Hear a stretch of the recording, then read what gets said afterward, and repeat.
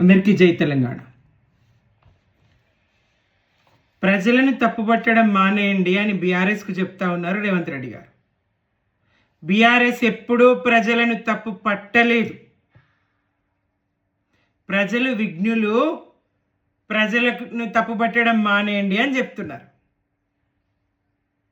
ఉత్త మాటలు ప్రజలకు మీరు చెప్తారు, గట్టి మేలు కేసీఆర్ గారు చేసి చూపించారు ప్రజలకు.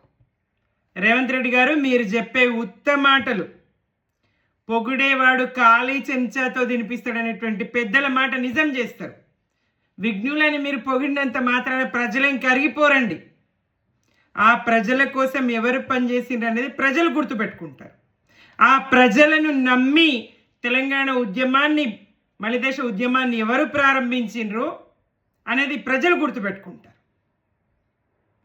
ఆ ప్రజలను నమ్మి కేసీఆర్ గారు ప్రజాస్వామ్య పంథాలో రాష్ట్రాన్ని తీసుకురావాలని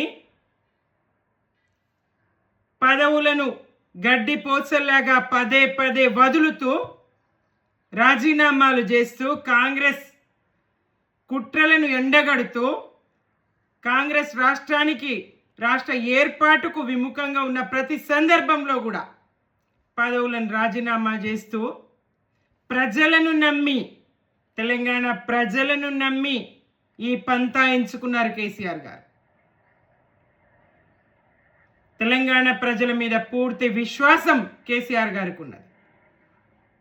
మీరు దుర్మార్గమైనటువంటి అబద్ధాలను ప్రచారం చేసి ప్రజలకు ఆశ పెట్టి 2000 పెన్షన్లు 4000 చేస్తామని, 18 సంవత్సరాలు నిండిన ప్రతి మహిళ అకౌంట్లో నెలకు 2,500 ప్రభుత్వ ఉద్యోగికి జీతం వచ్చినట్టుగా వేస్తామని, ఉద్యోగుల డిఏ బకాయిలన్నీ చెల్లిస్తామని, పిఆర్సీ వేస్తామని, ఏడాదిలో 2 లక్షల ఉద్యోగాలు ఇస్తామని,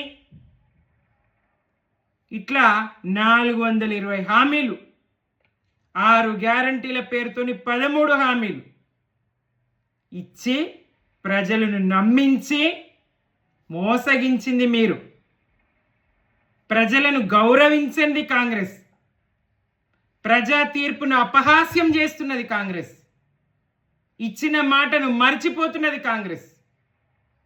ఇవాళ పాఠాలు చెప్తారు రేవంత్ రెడ్డి గారు, నవ్విపోదురుగాక నాకేటి సిగ్గన్నట్టు. ప్రజలు మంచోళ్ళు, ప్రజలు విఘ్నులు, ఉత్త మాటలు చెప్తే ప్రజల కడుపు నిండుతుందా?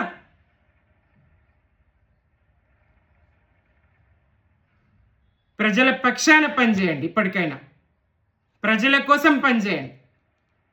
10 సంవత్సరాలు కేసీఆర్ గారి పాలనతోని ప్రజలు ఎదిగినరు, వలసలాగినాయి, బతుకులు బాగుపడ్డాయి. అన్నదాతలు, ఉద్యోగులు, దేశంలోకెల్లా అత్యధిక వేతనాలు పొందుతున్నటువంటి ఉద్యోగులు, రాష్ట్ర ఉద్యమంలో పాల్గొన్నందుకు ప్రత్యేక ఇంక్రిమెంట్, తెలంగాణ ఇంక్రిమెంట్ పొందుతున్నటువంటి ఉద్యోగులు ఉన్నారు. ఎస్, అందరి కోసం కేసీఆర్ గారు, అందరి కోసం కేసీఆర్ గారి పాలన. మీరు వాళ్ళు వచ్చి మాటలు చెప్తే నవ్విపోతారు.